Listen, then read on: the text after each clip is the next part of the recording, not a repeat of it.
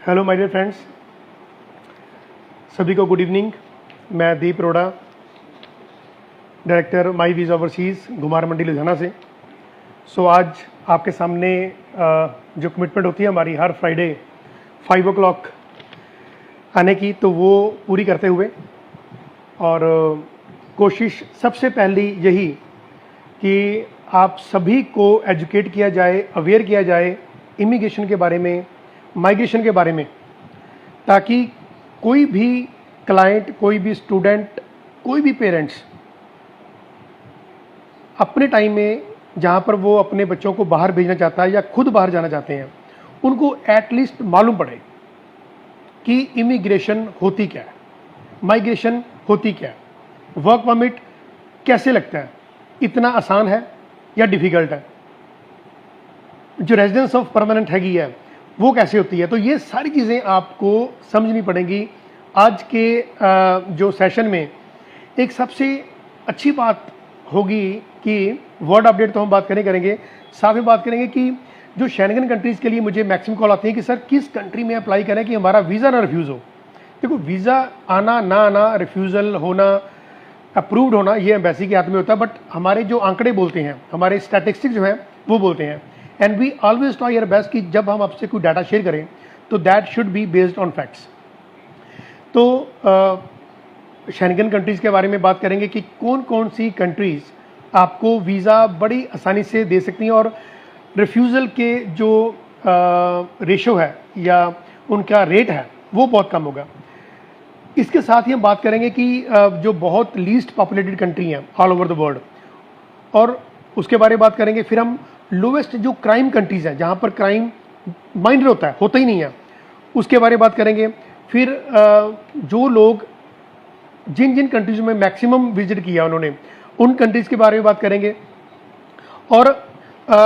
और भी कुछ, हाँ, मैंने बताया था लास्ट टाइम कि जो टॉप कॉलेजेस हैं, यूनिवर्सिटीज़ हैं कनाडा की खास तौर पे, उनके बारे में बात करेंगे। जो टॉप 10 पासपोर्ट्स हैं उनकी क्या वैल्यू होती है। हाईएस्ट सैलरी के बारे में बात करेंगे, किन किन कंट्रीज़ में आपको हाईएस्ट सैलरी मिल जाती है, और हाईली पेड प्रोफेशन कौन से हैं। आज का जो सेशन है ना, ये मेरे लिए, आपके लिए, सभी के लिए एक बहुत एजुकेटिव होने वाला है। पेन पेंसिल आपको तैयार रखनी पड़ेगी। हम बात करेंगे कि कौन सी कंट्रीज चीपेस्ट कंट्री है जहाँ पर आप इजी जा सकते हैं, सेफेस्ट कंट्रीज़ कौन सी हैं। कुछ मैंने वीडियोज़ भी डाली हैं इसके लिए। तो मेरे सोशल मीडिया, जो फेसबुक का टाइमलाइन है या माई वीज़ा ओवरसीज़ का यूट्यूब चैनल है, उस पर भी आप सारा देख सकते हैं। लिंक्डइन जो हमारा सॉफ्टवेयर है उस पर भी माई वीज़ा ओवरसीज़ एक्टिव है।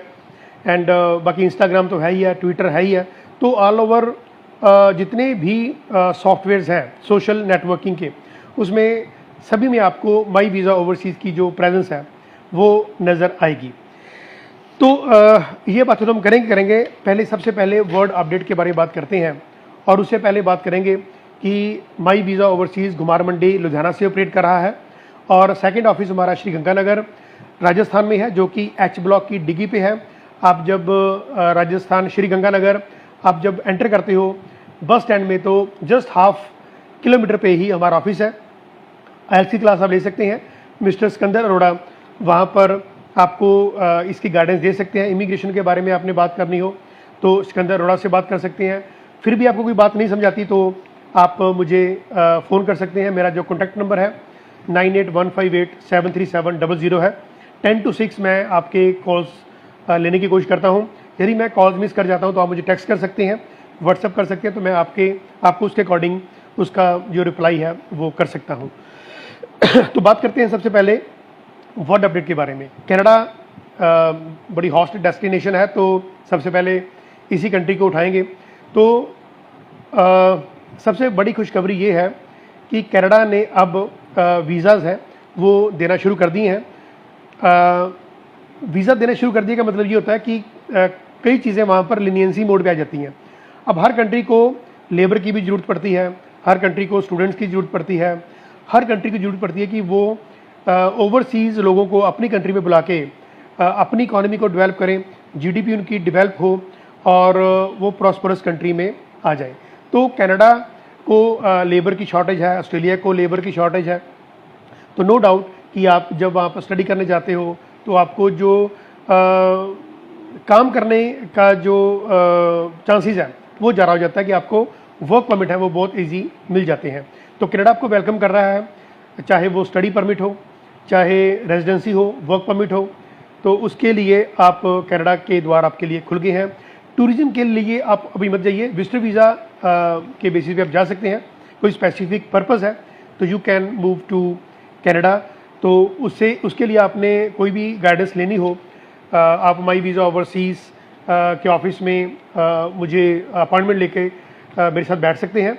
15-20 मिनट, आधे घंटे में आपको सारा बता दूंगा कि आप कनाडा के लिए कैसे अपनी फाइलिंग को परस्यू कर सकते हैं।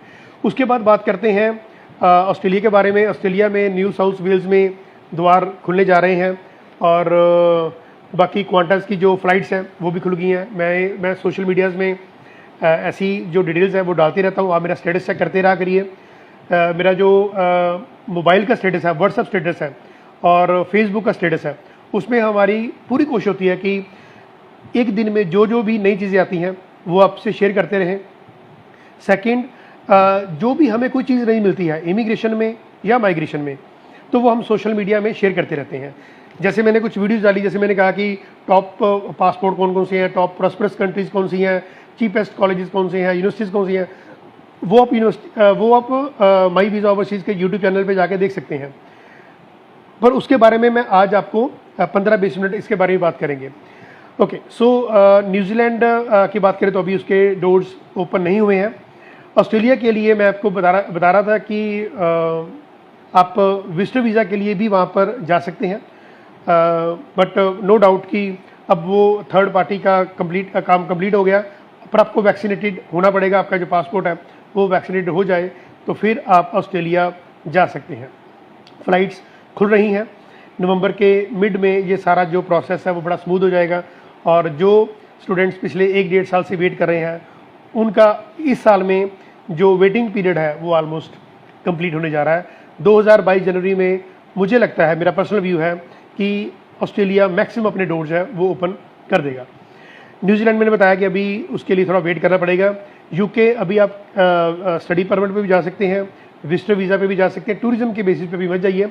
घूमने फिरने का अभी किसी भी कंट्री में मत सोचिए, चाहे वो ऑस्ट्रेलिया हो, चाहे वो कनाडा हो, यूके हो, यूएस हो। विजिटर वीज़ा कोई पर्पज़ है आपका, उस पर जाइए तो आपको ज़्यादा चांसेस हो जाते हैं वीज़ाज ग्रांट होने में। यूके मैंने बता दिया कि स्टडी परमिट और विजिटर वीज़ा पे जा सकते हैं। मलेशिया, थाईलैंड, दुबई ये खुल गए हैं आपके लिए, आप जा सकते हैं। सिंगापुर अभी रुक जाइए, अभी उसके जो डोर्स हैं वो ओपन नहीं हुए हैं। और ओवरऑल की बात करें तो शेंगन कंट्रीज़ में भी आप जा सकते हैं, विजिटर वीज़ा पे जा सकते हैं, स्टडी करने जा सकते हैं। तो ये पिछले 3-4-5 मिनट में मैंने बता दिया कि वर्ड अपडेट क्या है। हर फ्राइडे को जब हम इवनिंग 5 o'clock आपसे लाइव होते हैं तो मकसद यही होता है कि पहले 5-7 मिनट जो है वो अपडेट के बारे में, वर्ड अपडेट के बारे में बताया जाए। उसके बाद जो हमारे टॉपिक्स होते हैं उसके बारे में डिस्कस किया जाए। आज के टॉपिक में सबसे बड़ी बात ये है कि ये जो मैं टॉपिक आपसे डिस्कस करने जा रहा हूँ अगले 2-3 मिनट में, वो ऐसा टॉपिक है कि मुझे भी 10 साल लग गए इस टॉपिक का सर्च करते करते। मतलब 10 साल का मतलब ये होता है कि मैं फ्रॉम द लास्ट 10 ईयर्स ये सर्चिंग में था कि हमारे पास कोई ऐसा डाटा आ जाए जो हम शेयर करें कि कौन सी कंट्रीज़ में, शेंगन कंट्री में एटलीस्ट मैं जो बात करना चाहता हूँ, यूरोप की जो शेंगन कंट्रीज़ है जहाँ पर 26 कंट्रीज़ का आप वीज़ा फ्री जोन में आते हैं, किस कंट्री में वीज़ा अप्लाई किया जाए कि हमारे जो डिक्लाइनिंग रेट है, जो रिफ्यूज़ल रेट है वो कम हो जाए। बस ये इसी के लिए मैंने टाइम लगाया और जो कहते हैं कि मेहनत जो है वो सफल होती है। तो मैंने तकरीबन 8 कंट्रीज़ के नाम निकाले हैं 26 में से, जहाँ पर स्टैटिस्टिकली हम बात करें तो रिफ्यूज़ल रेट ना के बराबर रहा है। ना के बराबर मीन्स कि यदि मान लो 100 लोगों ने अप्लाई किया तो 3 से 4 लोगों का वीज़ा रिफ्यूज़ हुआ।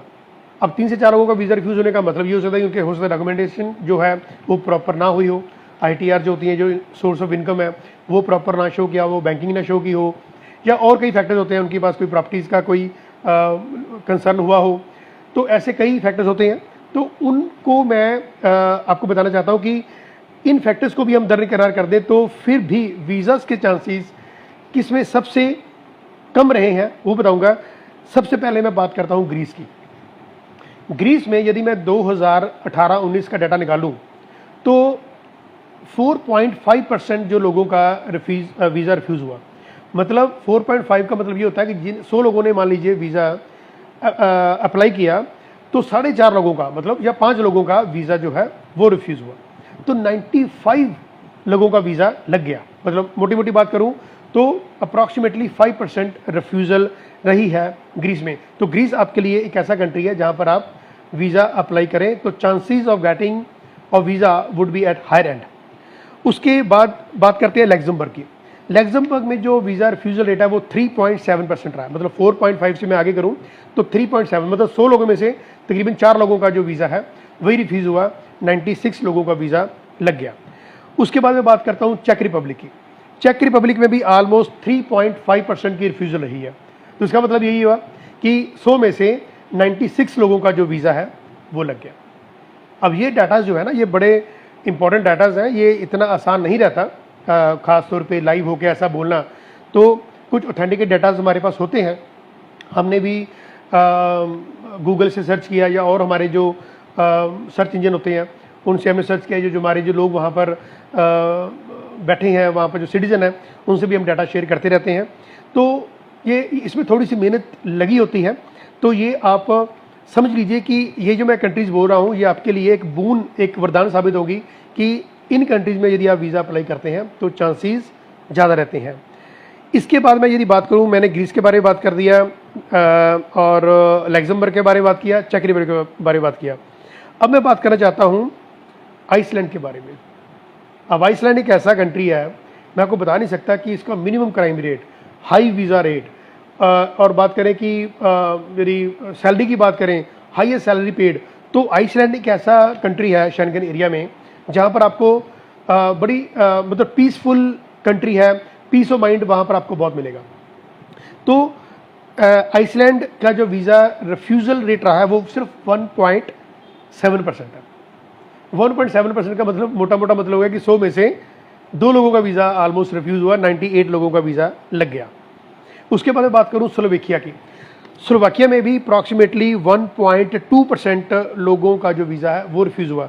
2019 का डाटा हमारे पास है, 26,700 लोगों ने अप्लाई किया था, जिसमें से 26,000 लोगों को वीज़ा मिल गया। 26,700 में से 26,000 लोगों को वीज़ा मिल गया। बहुत बड़ा आंकड़ा होता है ये वाला, राइट। सो स्लोवाकिया का जो वीज़ा रिफ्यूज़ल रेट है वो 1.2% है, वो वहाँ पर आप ट्राई कर सकते हैं। उसके बाद नेक्स्ट कैटेगरी में हमारे पास आता है पोलैंड। तो पोलैंड का वीज़ा आप अप्लाई करते हैं तो चांसेस कम रहते हैं रिफ्यूज़ होने के। और लास्ट में है फिनलैंड। तो मैंने आपको 8 कंट्री के नाम बताए, तो आप इन कंट्रीज़ पे ध्यान रखिए। यदि आपका यहाँ पर कोई पर्पज़ है फिर तो मैक्सिमम चांस रहते हैं कि आपको वीज़ा मिल जाता है, अदरवाइज़ इन कंट्री में आपको कोई नुकसान नहीं होता, आपके वीज़ा के चांसेस बढ़ जाते हैं। तो ग्रीस की बात की, एस्टोनिया, चेक Republic, Slovakia, Luxembourg, Poland, Iceland and Finland. इन कंट्रीज के बारे में मैंने बात की है जहाँ पर जो वीज़ा की रिफ्यूज़ल रेट है वो बहुत कम है। अब हम एक और चीज़ आपसे डिस्कस करना चाहता हूँ, वो है कि पूरे वर्ल्ड में कौन सी ऐसी कंट्रियाँ हैं जहाँ पर लोगों ने मैक्सिमम विजिट किया। तो जो मैक्सिमम विजिट किया 2019 का डाटा मेरे पास है, तो इटली में अप्रॉक्सीमेटली 58.3 मिलियन लोगों ने विजिट किया इटली में। चाइना में 60 मिलियन लोगों ने विजिट किया। यूएस में 77 मिलियन लोगों ने विजिट किया। स्पेन में 82 मिलियन, और सबसे ज़्यादा जो विजिट करने वाली कंट्री है पूरे वर्ल्ड में वो है फ्रांस। तो फ्रांस में 89 मिलियन लोगों ने वहाँ पर विजिट किया। तो कैन यू इमेजिन कि ये मोस्ट विजिटेड कंट्रीज़ के बारे में आपको मैंने बताया कि टॉप जो 5 कंट्रीज़ हैं। और आगे मैं बताना चाहता हूँ कि पूरे वर्ल्ड में जहाँ पर क्राइम बहुत कम होता है, लोएस्ट क्राइम कंट्री जो है वो आपको बताना चाहता हूँ। इसके बाद फिर लास्ट में बात करेंगे कि top colleges and universities in Canada, जहाँ पर आपको फ़ीस स्ट्रक्चर भी सस्ता मिल जाता है, चीप फ़ीस स्ट्रक्चर रहता है। कुछ यूरोपियन कंट्रीज़ भी ऐसी हैं जहाँ पर फ़ीस स्ट्रक्चर है ज़ीरो, उसके बारे में बात करेंगे। तो सबसे पहले बात करते हैं लोएस्ट क्राइम जो कंट्रीज़ हैं पूरे वर्ल्ड में। तो हमारे पास जो लिस्ट है उसमें स्वीडन जो है वो हमारे पास फर्स्ट नंबर पे आती है कि क्राइम रेट लोएस्ट है। उसके बाद Austria, then Switzerland, Germany, Norway, Denmark, Iceland, Japan, Luxembourg, और लीस्ट जो क्राइम रेट है वो है सिंगापुर। तो ये जो मैंने जो कंट्रीज़ के नाम बोले हैं हाईएस्ट टू लोवेस्ट, लोवेस्ट का मतलब होता है कि इसमें जो क्राइम रेट है वो बहुत ही नेग्लिजिबल है, ना के बराबर है। तो सिंगापुर जो है वो फर्स्ट नंबर पे आता है जहाँ पर जो क्राइम रेट है वो ना के बराबर है। तो इसके बाद बात करते हैं, एक कंट्री है लेसेस्ट टाइम, उसमें लीस्ट पॉपुलेशन है। तो ये भी मैंने आपसे शेयर करना चाह रहा था कि जस्ट इस कंट्री में 39,000 लोग रह रहे हैं। 39,000, कैन यू इमेजिन, कोई लाख और करोड़ की बात मैंने नहीं की है। तो कुछ कंट्रीज ऐसी भी हैं जहाँ पर इतने कम लोग भी रहते हैं, तो वहाँ पर आपका वीज़ा के चांसेस बढ़ जाते हैं, राइट। अब एक मैं आपसे डाटा शेयर करना चाहता हूँ कि वर्ल्ड की वो कंट्रीज जो बहुत ही समृद्ध है, प्रॉस्परस कंट्रीज हैं, बहुत ही फाइनेंशियली बहुत स्ट्रॉन्ग कंट्रीज हैं, तो वो मैं आपके साथ डिस्कस करना चाह रहा था। तो सबसे पहले जो नाम आता है, अच्छा ये जो प्रॉस्पेरिटी है ना, ये किन किन बातों पे डिपेंड करती है। एक तो इनकी इकोनॉमिकल कंडीशंस पे, एक इनकी गवर्नेंस कैसी है, फ्रीडम ऑफ स्पीच कैसी है, या आप इनके हेल्थ का क्या स्ट्रक्चर है, safety cautions and safety measures क्या है, या नेचुरल ब्यूटी क्या है। तो ये सारी चीज़ें मिलाने के बाद ही मैं इस डाटा को हम निकालते हैं कि मोस्ट प्रॉस्परस कंट्री जो है, जो बहुत ही समृद्ध कंट्री है, वो है, सबसे पहले यदि मैं बात करूं तो उसमें यूके आता है। यूके नो डाउट की प्रॉस्परस कंट्री है। Denmark, Sweden, Netherlands, Australia, Canada, Switzerland, Finland, Norway and New Zealand. तो ये जो कंट्रीज मैंने आपको तकरीबन 10 नाम बोले हैं, ये कंट्रीज मोस्ट प्रॉस्परस कैटेगरी में आती हैं, राइट। तो इसके बाद मैं बात करना चाहता हूँ, जो मुझे आमतौर पे क्वेश्चन किए जाते हैं, इसका कौन सा कोर्स लें, कि कौन सा ऐसा कोर्स लें जहाँ पर हमें जॉब मिल जाए। तो जो टॉप कोर्सेज हैं उसमें सबसे पहले नंबर पे आता है आईटी, जो इंफॉर्मेशन टेक्नोलॉजी है। उसके बाद बिजनेस मैनेजमेंट है, इंजीनियरिंग के कोर्सेज हैं, एग्रीकल्चर के कोर्सेज हैं, बायोटेक्नोलॉजी है, एंड नो डाउट कंप्यूटर्स के कोर्स आते हैं, और एमबीए जो मास्टर इन बिजनेस एडमिनिस्ट्रेशन है, और डाटा साइंस। इन कोर्सेज की यदि आपको इन कोर्सेज में इंटरेस्ट है तो आप अच्छा कमा सकते हैं ये कोर्सेज लेने के बाद, राइट। इसके बाद बात करते हैं कि हाईएस्ट जो पूरे वर्ल्ड में ऐसे 10 पासपोर्ट्स जो हाईएस्ट रैंक में आते हैं। तो मैं 10th से 1 की तरफ चलूँगा, 10th से फर्स्ट की तरफ चलूँगा। तो 10th नंबर पे हमारे पास आता है हंगरी, 9th नंबर पे आता है कनाडा, 8th नंबर पे आता है ऑस्ट्रिया, चेक रिपब्लिक, ग्रीस और माल्टा। उसके बाद 7th नंबर पे आता है Belgium, New Zealand, Norway, Switzerland and UK. और 6th नंबर पे आता है हमारे पास France, Ireland, Netherland, Portugal, Sweden. 5th number पे हमारे पास आता है Austria and Denmark. 4th number पे आता है फिनलैंड, इटली, लग्जमबर्ग, स्पेन। अब 3rd, 2nd और 1st कौन कौन से हैं? 3rd नंबर पे हमारे पास आते हैं जर्मनी एंड साउथ कोरिया। ये इनका जो पासपोर्ट का रैंकिंग है पूरे वर्ल्ड में 3rd है, और सिंगापुर का जो पासपोर्ट रैंकिंग है वो 2nd है, और पूरे वर्ल्ड में नंबर 1 जो पासपोर्ट है वो है जापान का। तो पासपोर्ट रैंकिंग से आपको ये मालूम पड़ जाता है कि किस कंट्री में जीडीपी अच्छी है, इकोनॉमिकल कंडीशन अच्छी है, आपको जॉब के चांसेस मिल जाएंगे। इसलिए मेरा मकसद रहता है कि आपसे इन चीज़ों के बारे में डिस्कस करना, क्योंकि ये एक अकेला फैक्टर नहीं होता कि कोई कंट्री का पासपोर्ट कैसा है। तो there are so many factors behind it, जहाँ पर किसी भी कंट्री का जो पासपोर्ट की रैंकिंग है वो मैटर करती है। अब एक बड़ा अच्छा क्वेश्चन मुझे सुनने को मिलता है कि सर जहाँ पर हाईएस्ट सैलरी मिलती है ना, वो बता दो, वो कंट्रीज कौन कौन सी है कि हम वहाँ पर भी फोकस कर सकते हैं। तो मैं 10th to 1st ऑनवर्ड चलूँगा। तो 10th नंबर पे आती है आइसलैंड। यहाँ पर आप यदि जॉब करते हैं तो आपको सैलरी अच्छी मिल जाती है। उसके बाद बेल्जियम है, फिर कनाडा है, डेनमार्क है, ऑस्ट्रेलिया है, Netherlands, Norway, Switzerland, US and last means first rank पे आता है लग्जमबर्ग। ये शेंगन कंट्री है।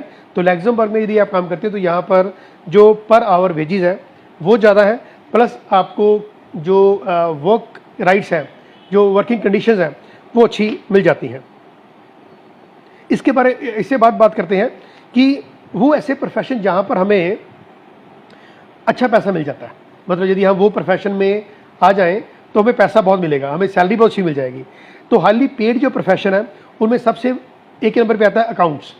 तो जो कॉमर्स वाले स्टूडेंट्स हैं, अकाउंटेंट का यहाँ पर उन्होंने सब्जेक्ट पढ़ा हुआ है, तो यदि वो अकाउंट्स का कोर्स आगे परस्यू करते हैं तो वो हाईली पेड कैटेगरी में आते हैं।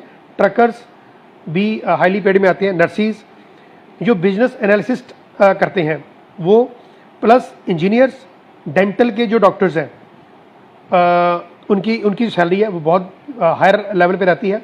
सॉफ्टवेयर की इंजीनियरिंग करने वाले या इंफॉर्मेशन टेक्नोलॉजी में जाने वाले आईटी सेक्टर में। उसके बाद फाइनेंशियल मैनेजर, ये बहुत बड़ी बात मैं कर रहा हूँ।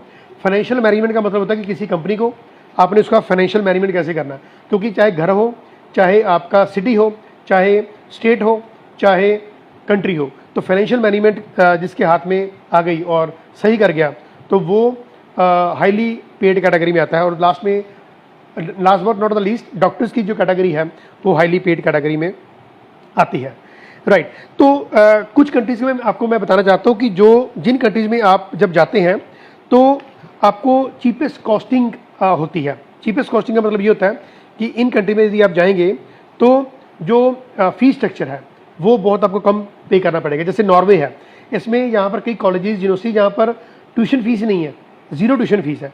अब जैसे हम भी इटली में काम कर रहे हैं तो इटली में भी जो ट्यूशन फीस है वो ऑलमोस्ट ज़ीरो है। ऑलमोस्ट ज़ीरो का मतलब कि 156 यूरो इसकी फ़ी है, तो उसमें आप एडमिशन ले सकते हैं। कहाँ, अब देखिए कहाँ पर 9,000 यूरो फीस है। अब मैं 9 को 9 से मल्टीप्लाई करूँ तो 8 लाख के करीब फीस चलती है, और कहाँ मैं आपको बता रहा हूँ कि 15,000 रुपये के करीब ये फीस है। तो ये चीज़ों के बारे में आपको नॉलेज हो तो अब देखो, जिन लोगों के पास फाइनेंशियल सपोर्ट नहीं होती, अब वो बाहर जाना चाहते हैं तो उनका ड्रीम तो पूरा हो एटलीस्ट। तो इसलिए मेरा फ़र्ज बनता है और मेरा मतलब होता है कि मैं आपको ये चीज़ें बताऊँ। लाइव होने का सिर्फ यही मतलब होता है कि आपको बस एजुकेट करते रहें, राइट। और ये जो लाइव होता है ना, ये जो नए काम कर रहे हैं इमिग्रेशन में, आइल्स के सेंटर चला रहे हैं, ये उनके लिए होता है। जो बहुत धुरंधर हैं, जो बहुत इमिग्रेशन में बहुत सालों से काम कर रहे हैं, उनके लिए ये वीडियो नहीं होती। ये हम जैसे जिनको नॉलेज कम है इमिग्रेशन के बारे में, ये उनके लिए ही वीडियो होती है, राइट। सो चीपेस्ट कंट्री जो है उसमें नॉर्वे है, जर्मनी है, स्विट्ज़रलैंड है, डेनमार्क है, बेल्जियम है, इटली है, Spain, Poland and Estonia. In countries में आपको चीपेस्ट एजुकेशन मिल सकती है। हाँ, अब सेफेस्ट कंट्रीज़ कौन सी, जैसे अब कोई पेरेंट्स मुझे फ़ोन करते हैं, सर लड़की को बाहर भेजना है, अब लड़की की एज 17-18 साल की है, तो कोई सेफेस्ट कंट्री बताइए। तो सेफेस्ट कंट्रीज़ की कैटेगरी में सबसे सेफेस्ट कंट्री आपको सिंगापुर मिल जाती है। Canada is most safest country.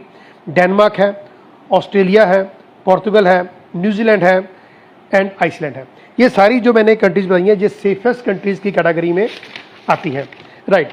और जिसके लिए आज मैं लाइव हुआ था, टॉप कॉलेजेस एंड यूनिवर्सिटीज़, वो मैं आपसे डिस्कस करना चाहता हूँ। क्योंकि मुझे आमतौर पे यही क्वेश्चन आता है कि सर किसी अच्छे कॉलेज में एडमिशन हमारी कराना। अब मार्क्स उनके नो डाउट कि मार्क्स पे डिपेंड करता है कि उनके मार्क्स भी अच्छे हों, आइल्स में स्कोरिंग अच्छी हो, बैंड अच्छे हो, तो नो डाउट कि अच्छे कॉलेजेस मिल जाते हैं। बट जब मैं बात करता हूँ 10 to 1 ऑनवर्ड्स, तो सबसे पहला नाम आता है 10th नंबर पे न्यू बर्न्सबी कॉलेज है, इसमें आप एडमिशन ले सकते हैं, one of the best college है। उसके बाद जॉर्जियन कॉलेज है, एल्गोनक्वीन है, सेल्क्रिक कॉलेज है, सेनेका कॉलेज है, रेड रिवर है, बो वैली है, जॉर्ज ब्राउन है, हम्बर और सेंटिनेला। ये 10 कॉलेजेस के नाम मैंने बताए, मैंने 10 to 1 ऑनवर्ड्स। तो सबसे बेस्ट कॉलेज है आज की डेट में वो सेंटिनियर कॉलेज है। बाकी देखिए हम्बर है, शेरिडन है, और भी कई कॉलेजेस हैं कनाडा में, टोरंटो में, जो कि हायर रैंक में आते हैं। बट ये एक बेस्ड ऑन फैक्ट्स है जो डाटा के बेसिस पे निकाले जाते हैं कॉलेजेस। यूनिवर्सिटी की बात करूं तो यूनिवर्सिटी ऑफ क्वींस जो है ये 10th नंबर पे आती है। आगे जो 9th to 1st मैं बोलता जाऊंगा वो आप सुनते जाना। तो यूनिवर्सिटी ऑफ क्वींस के बारे में बात की मैंने, यूनिवर्सिटी ऑफ कैलगरी के बारे में बात कर रहा हूँ मैं। उसके बाद वेस्ट अंटोरियो यूनिवर्सिटी है, यूनिवर्सिटी ऑफ वाटरलू है, उसके बाद यूनिवर्सिटी ऑफ मॉन्ट्रियल है, यूनिवर्सिटी ऑफ मैकमास्टर है, university of Alberta, university of British Columbia, university of McGill and university of Toronto number 1 पे है। तो स्पीड मेरी तेज़ रही क्योंकि बहुत कुछ बोलना था। आप रिकॉर्डिंग इसकी सुन सकते हैं अलग अलग सोशल मीडिया में, तो ये आई जाएगी। तो मैंने आज आपसे बात की, सबसे पहले बात की कि शेंगन कंट्रीज़ में जो रिफ्यूज़ल्स हैं वो कहाँ पर कम हो सकते हैं, जहाँ पर आप वीज़ा रिफ्यूज़ल के चांसेस आपके कम हो जाएं। मैंने पॉपुलेशन के बारे में बात की कि जहाँ पर पॉपुलेशन बहुत कम है, उसके बारे में बात की मैंने। फिर लो क्राइम जो कंट्रीज़ हैं, फिर मैंने बात की कि लोग जहाँ पर ज़्यादा घूमते हैं। फिर मैंने लीस्ट पॉपुलेशन कंट्री के बारे में बताया कि 39,000 है। एंड फिर मोस्ट प्रॉस्परस कंट्रीज़ के बारे में बताया, टॉप कोर्सेज़ के बारे में बताया, टॉप 10 पासपोर्ट के बारे में बताया, हाईएस्ट सैलरी जो कंट्रीज़ देती हैं उनके बारे में बताया, हाईएस्ट पेड जो प्रोफेशन है उनके बारे में बता दिया, जो चीपेस्ट कंट्रीज़ हैं एजुकेशन के रिलेटेड या ट्यूशन फीस के रिलेटेड सेफेस्ट कंट्री बता दिया, टॉप 10 कॉलेजेस बता दिए, टॉप 10 यूनिवर्सिटी बता दिए। तो आज के जो 10, 12, 15 टॉपिक कंप्लीट हुए हैं, ये सारे आपको सोशल मीडिया पे भी मिल जाएंगे। जो हमारी वीडियोस हैं वो आपको इन चीज़ों की, यदि आप सपोज आप नहीं समझ पा रहे, थोड़ा मैं फास्ट बोल गया, नहीं नोट डाउन कर पाए, तो सोशल मीडिया पे हमारी जो सारी जो वीडियोस हैं वो आप आराम से देख सकते हैं। 2-2, 4-4 मिनट की वीडियो, कोई ज़्यादा लंबी चौड़ी वीडियो नहीं बनाई मैंने। तो बेस्ड ऑन डाटाज हैं, बेस्ड ऑन फैक्ट्स हैं। आप इन चीज़ों को यदि ध्यान में रखोगे तो कभी भी आप मार नहीं खाओगे। आपने स्टडी परमिट सपोज अप्लाई करना है तो कभी मार नहीं खाओगे। वर्क परमिट जाना है, देखो वर्क परमिट हम तो डील करते नहीं है, माई वीज़ा ओवरसीज दुनिया को मालूम है कि वर्क परमिट हम डील नहीं करते। पीआर पे जाना है, काउंसलिंग लेने के लिए आप मेरे पास आ सकते हो। जो फाइलिंग है वर्क परमिट की वो हम करते नहीं है। पीआर की जो फाइलिंग है वो हरीश सर करेंगे, एचवी ग्लोबल इमिग्रेशन लिमिटेड जो हमारा कैलगरी में ऑफिस है। उसके बाद मैं बात करता हूँ कि विजिटर वीज़ा पे जाना है, वो भी आपको मालूम होना चाहिए कि किन किन कंट्रीज़ के जो वीज़ाज़ के चांसेस हैं आपके वीज़ा लेने के, तो वो किन कंट्रीज़ में ज़्यादा हो जाते हैं। तो ये जो मैंने वीडियो आज आपसे जो मैंने आपसे बात शेयर की है, ये वीडियो आप शेयर भी करिए, अपने पास सेव भी कर लेना। जब जब भी आपको जिस टाइम में आपने बाहर जाना हो, ओवरसीज़ एजुकेशन लेने जाना है, घूमने जाना है, वर्किंग राइट पे जाना है, रेजिडेंसी पे जाना है, तो आपको एटलीस्ट मालूम पड़ जाएगा। इस वीडियो में मैंने दुनिया भर की सारी नॉलेज डालने की कोशिश की है। बाकी जो नेक्स्ट टाइम हम आपसे रूबरू होंगे फ्राइडे को, तो उसमें हमारी मैक्सिमम कोशिश यही होगी कि इन कंट्रीज़ के बारे में जो मोस्ट एजुकेशन देने में आपको जो चीपेस्ट एजुकेशन देती हैं उनके बारे में थोड़ा सा और ब्रीकी से बात करेंगे। जो एसोसिएट्स हमारे साथ काम करना चाहते हैं, जो लोग मेरे साथ काम करना चाहते हैं माई वीज़ा के ओवरसीज़ के साथ, वो काम कर सकते हैं। 70% जो हमारी अर्निंग होती है, देखो हमने कोई लाखों में तो पैसा लेना नहीं है, जो भी हमारी अर्निंग होगी उसमें हमने 70% आपको दे देना है। उसमें किसी भी कैटेगरी के लोग, जिसमें स्कूल्स के प्रिंसिपल्स हैं, आयल सेंटर चला रहे हैं, इमिग्रेशन के जो अभी जिन्होंने स्टार्ट किया है, 1-2 साल से इमिग्रेशन के बारे में नॉलेज नहीं है, तो वो हमारे साथ काम कर सकते हैं। ये टीम वर्क होता है एक्चुअली, हम अकेला तो कुछ नहीं कर सकते। और आज यदि हम फास्टेस्ट ग्रोइंग कंपनी हैं नॉर्थ इंडिया में, तो ये सारे आपके प्यार की बदौलत है। आप इतना रिस्पेक्ट, इतना प्यार, इतना ट्रस्ट और फेथ करते हैं, तो इसके लिए तो मैं बार बार कह रहा हूँ कि जब जहाँ पर भी हम जाते हैं तो आप बहुत ही हमें रिस्पेक्ट देते हो। हमारा भी दायित्व बन जाता है, हमारी भी ड्यूटी बनती है कि हम आपको, जितनी आप हमें रिस्पेक्ट देते हो, हम आपको वो डबल सूस में आपको वापस दे दें। तो रिस्पेक्ट वापस करने का मकसद यही होता है कि आपको एजुकेट करें, आपको अवेयर करें कि आप किसी भी कंट्री में ऐसा ना चले जाए जो कि आपको सूट नहीं करती, फाइनेंशियली, सोशली, मॉरली, कहीं पर भी आपको कोई डिसअपॉइंटमेंट ना हो जाए। तो फ्राइडे को 5 o'clock हम मिलेंगे, और जिसमें नए टॉपिक के साथ शेंगन कंट्रीज़ के बारे में तो बात करेंगे, साथ में बात करेंगे कि जिन कंट्रीज़ में आप स्टडी करने के लिए इजी जा सकते हैं आपकी प्रोफाइल के अकॉर्डिंग, और जिन कंट्री में आप विजिट करना चाहते हैं उसके अकॉर्डिंग मैं आपको बताऊंगा कि कौन कौन से डॉक्यूमेंट्स आप लगा दें ताकि आपके जो वीज़ा के चांसेस बढ़ जाएंगे। आपका बहुत बहुत थैंक्स आपका कि 5 to 5:30 आप मेरे साथ लाइव होते हो, और जो लाइव नहीं भी हो पाते वो बाद में जो रिकॉर्डेड वीडियोज़ हैं वो सुन लेते हैं। लिंक्स मैं ऑलमोस्ट सभी ग्रुप्स में, सभी अपने फ्रेंड सर्कल में शेयर कर देता हूँ, चाहे वो फेसबुक है, चाहे वो लिंक्डइन है, चाहे ट्विटर है, चाहे इंस्टाग्राम है, चाहे हमारा माई वीज़ा ओवरसीज़ का यूट्यूब चैनल है। आप जो भी हम बात करते हैं वो सारा उसमें आपको रिकॉर्डेड मिल जाता है, तो आप अपने टाइम में, जब भी आपको टाइम मिले तो आप सुन सकते हैं, देख सकते हैं। तो फ्राइडे 5 o'clock तक के लिए मुझे दीजिए इजाज़त, और नेक्स्ट वीक 5 o'clock मैं आपसे दोबारा एक अच्छे नए टॉपिक के साथ मिलूँगा। तब तक के लिए आपका बहुत बहुत thanks. So nice of you for being with us. Thank you so much.